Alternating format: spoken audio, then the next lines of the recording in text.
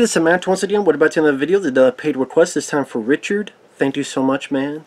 And for those interested in requesting pretty much any type of videos, reviews, topics, re-reviews, reactions, commentaries, what have you, feel free to send it either directly to my PayPal or join my Patreon. Both links are down below in the info box. Now this is for an officer and a gentleman from the early 80s. Stars Richard Gere, Debra Winger, Louis Gossett Jr. Almost said Teeth David, but it's David Teeth. Way different person. David Teeth is in it. It's from the same director that go on to do films like The Devil's Advocate, which I liked, with Keanu Reeves. Now, when this film came out, it was a huge hit. Huge hit, made a lot of money, Oscars. Louis Gossett Jr. won for Best Supporting Actor, and became a bit of a cultural, I don't know want to say cultural stance, but it's a film people reference a lot. A lot of shows referenced it. The Simpsons even did it. The Simpsons, if you think of a scene where someone comes in, picks up a woman, and the woman takes the hat and puts it on her head, and you have that music.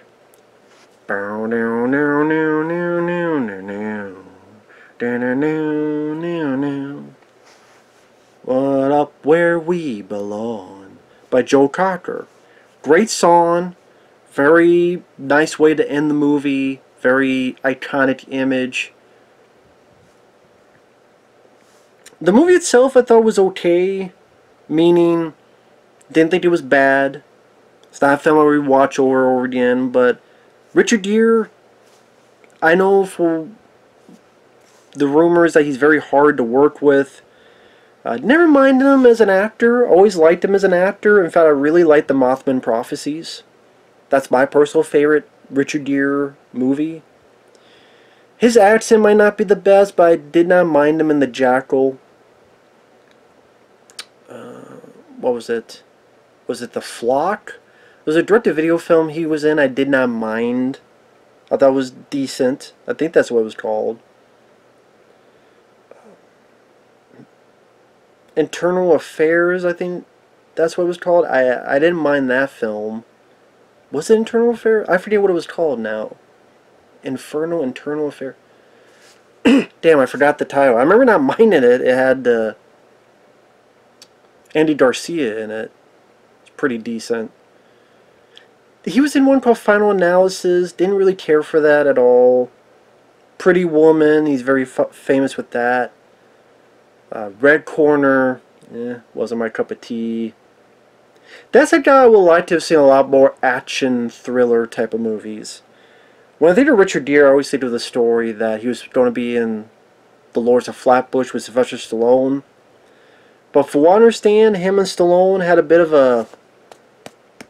something about Richard Gere spilled something on Stallone, his clothes, and he didn't want to apologize. Stallone was ready to punch him out. There was a breakup, and then Richard Gere was sent home, fired. And I could be absolutely wrong on this, but for some reason I remember Richard Gere or someone else blaming Sylvester Stallone for the whole Richard Gere gerbil story. Just, I don't know where I heard this, but I heard that, well, Sylvester Stallone started the rumor that Richard Gere would put a gerbil up his ass for sexual gratification. Because that was the kind of rumor in the 80s to 90s, was that, oh, Richard Gere, that guy, he stitched gerbils up his ass. It's the 80s. No, I don't think Richard Gere ever did that. I'm sure he's been a pain in the ass to work with on movies, but I don't think he ever did that. But again, I swear, like Stallone, I thought said, well, Richard Gere thinks I made up that story and I started that rumor. I just know Richard Gere and Stallone do not like each other. That'd be funny for if someone went up to Richard Gere and asked him, so what are your thoughts on Sylvester Stallone? I dare someone to do that. Like, I know in this movie, Richard Gere and Debra Winger did not like working with each other. And Debra Winger, she didn't really... she kind of disappeared after a couple years. You never really saw her again. I mean, the movie itself, Richard Gere is a guy who's stuck in a rut. He's with his father in the Philippines, and his father is a real piece of work, and as in a real piece of shit. So Richard Gere wants to get out, have a better life, and enlist in the Navy. So he goes through basic training, meets David Teeth there. David Teeth, he was in the original Firestarter with Drew Barrymore. He directed this film called The Curse with Will Wheaton. David Teeth has been in a lot of other stuff. He was in Behind Enemy Lines, I think, with Gene Hackman, other films. So Richard Gere is going through basic training, and you have this drill sergeant played by Louis Gossett Jr., who's very tough, very on-PC with his language, but at the same time you get an inkling that he does care. In particular, Richard Gere does care about him. Like, there's the famous bit where he tries to get Richard Gere to quit, and then Richard Gere breaks down and goes, "I got nowhere else to go. I got nowhere else to go." And then Louis is like, "Okay, you admitted that. Let's get started." Now, did Louis Gossett Jr. deserve an Oscar? I don't know about that. It didn't feel like he was in the movie too much. Maybe because, like, what?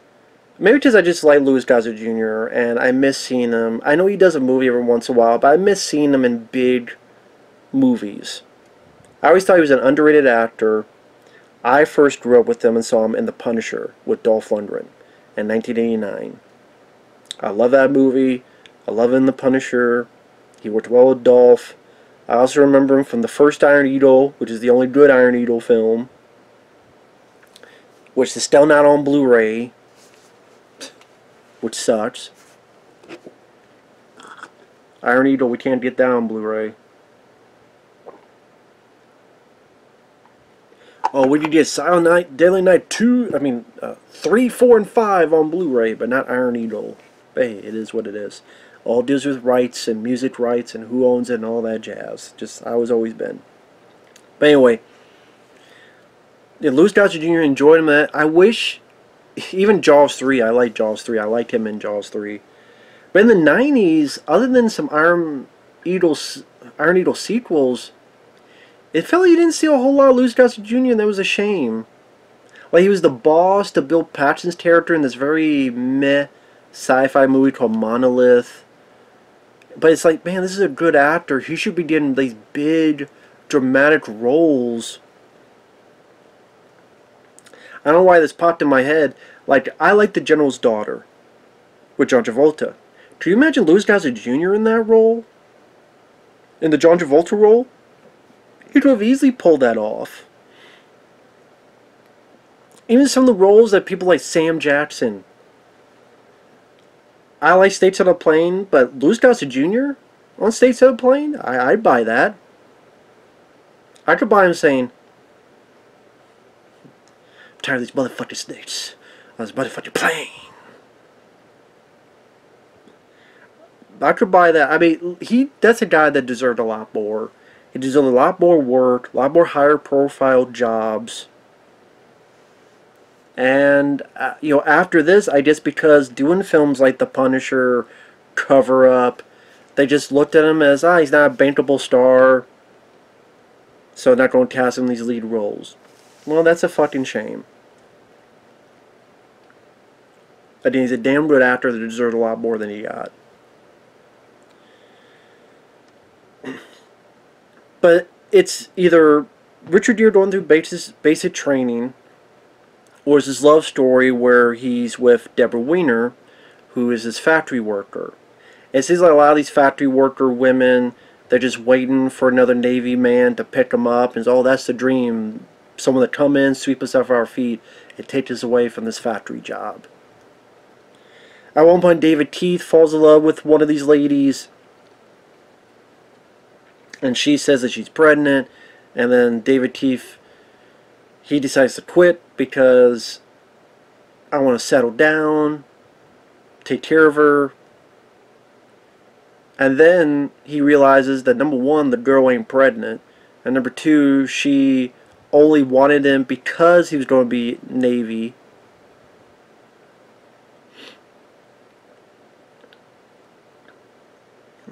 And, you know, she wanted to see the world, she wanted to go overseas.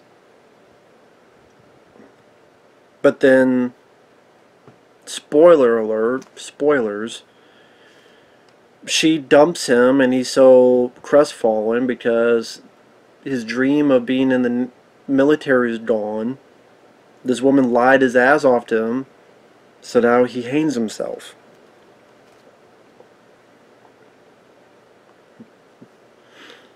So now he wants to quit, and Louis Gossett Jr. is like, well, we're gonna fight.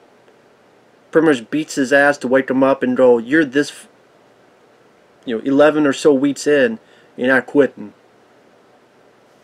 Then after beating him, say, okay, now if you want to quit, fine, but you just got your ass beat, so that's up to you. And it's funny that Richard Gere and Debra Winger did not like each other, because it feels like they got chemistry.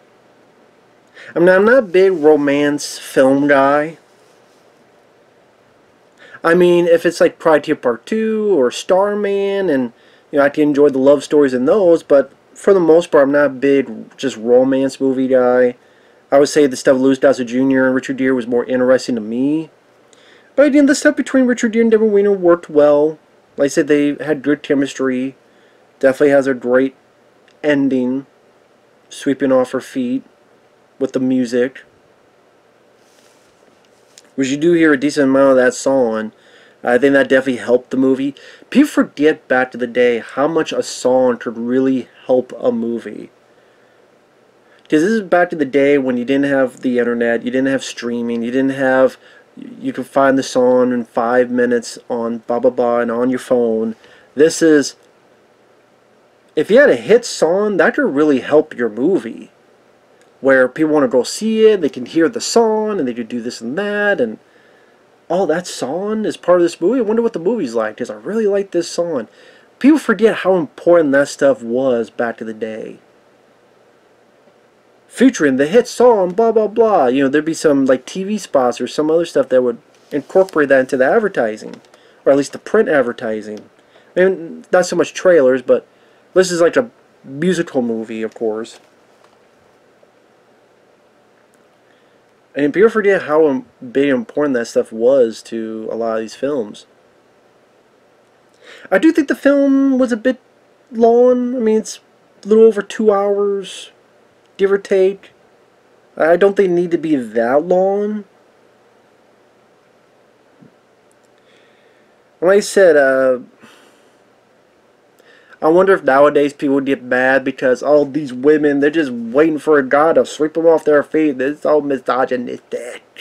It's so misogynistic. These women are bad. You never know with way people are today. Like I said, the basic training military stuff, that was more interesting to me than the love story. But never been in the military, so I don't know how real or unreal it is. For those who have been in it, you'd have to let me know if what's bullshit, what's not bullshit about it. And someone put I forget who said this. The title.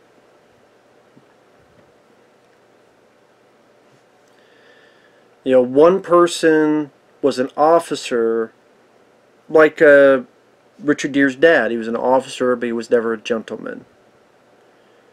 And then David Keith, he was a gentleman, but he wasn't officer material. So this is a guy's journey, Richard Gere, to being an officer and a gentleman. I mean, the thing is, maybe it's just the way how people act nowadays compared to back then. But back then, Richard Gere didn't seem like that bad of a guy that people kind of poked at him. He didn't seem that awful of a guy as a character. Because, oh yeah, you're this. I'm like, I mean, yeah, there's this point where he offers like clean shoes and buckles. Pay this so you don't have to polish it. It makes you seem like you already got it polished. I mean, there's that, but I mean, hell, Bill Murray seemed like he had more of a mouth and stripes compared to Richard Gere in this. But I mean, you know, Bill Murray. Number one, I mean, Stripes is a very funny movie. Sorry, now I can't go on a tangent because the other day I just heard this weird Bill Murray story.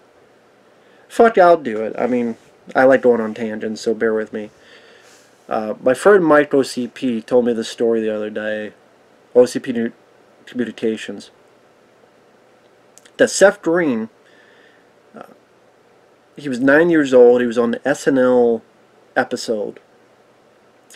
And he was sitting in a seat. And Bill Murray came in and said, "That's my seat." And the kid's like, "What are you talking about?" So then Bill Murray picked him up by his ankles, dumped him in the trash, and said, "You're trash." And that apparently Eddie Murphy and others were nice and said, "Hey, we're sorry about that. That's bullshit. What happened?"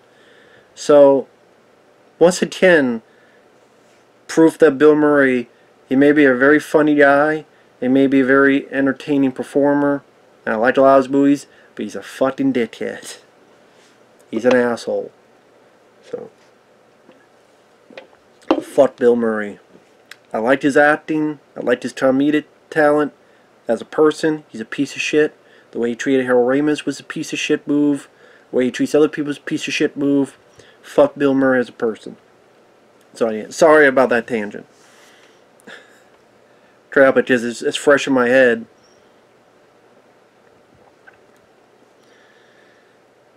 But get back to this movie.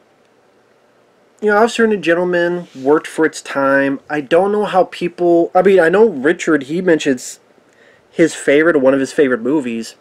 I don't know how a younger generation would think of this movie. I really don't. I don't know why. I don't know if they think it's too boring, if they think it's too long, or they think there's... someone goes misogynistic, and this and that. Is it a movie that works nowadays, or is it a movie of its time?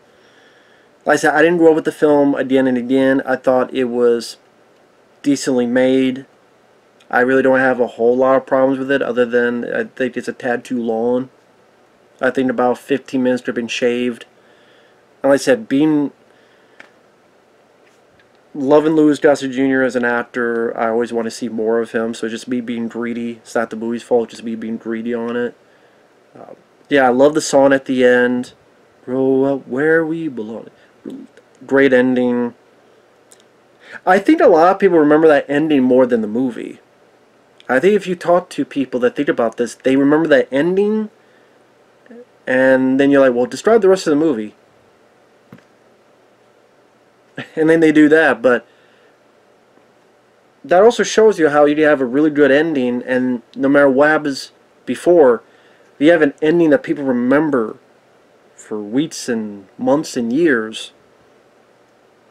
People don't realize how important that is to a movie.